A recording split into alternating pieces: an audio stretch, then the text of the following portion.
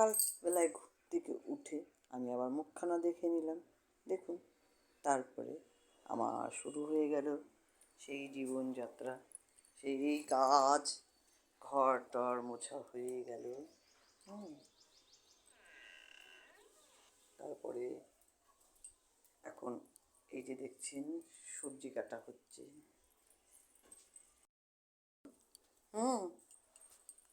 তারপরে আমি ঘর পরিষ্কার করে মুছিয়ে টুছিয়ে নিয়ে এরপরে আসবো ঠাকুর ঘরে পূজা দিতে। চলে আসলাম কিচেনে, এখনও রান্না শুরু হয়নি। কিচেনের ঘরগুলো পরিষ্কার করে আর চলে আসলাম। এখন আমি উঠে যাচ্ছি ছাদের সিঁড়িতে। সেই বৃষ্টি হওয়াতে গাছগুলো দেখেন ওদের প্রাণ ফিরে পেয়েছে।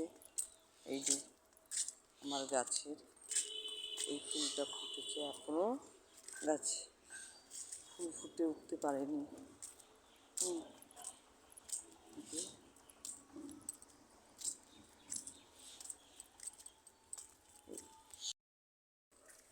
ছাদের মধ্যে এই যে চারিদিকে নোংরা,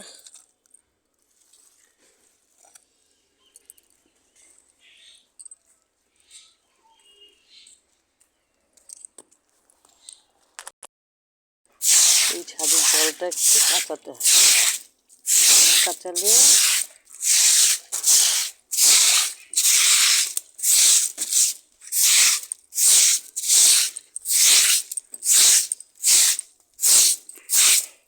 বর্ষাকালের এটা আমার প্রতিদিনের কাজ, কারণ এই জায়গাটায় জল জমে যায়, তাহলে জল জমা ভালো না, যার জন্য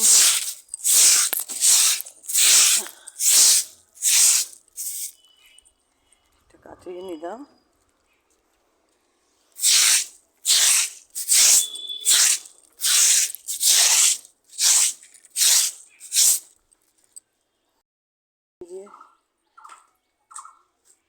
চারিদিকে সবুজের সমারোহ।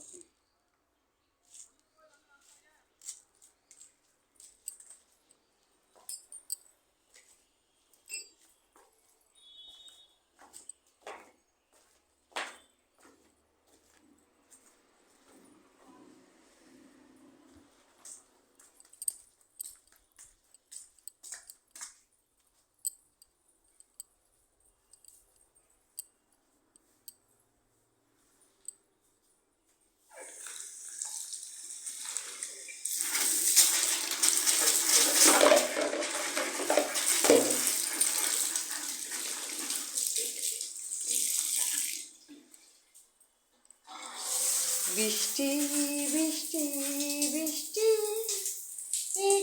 কি অপরূপ সৃষ্টি। বৃষ্টি দেখো ঝপঝপ করে বৃষ্টি পড়ছে বাথরুমের ভেতর। বৃষ্টি বৃষ্টি হারিয়ে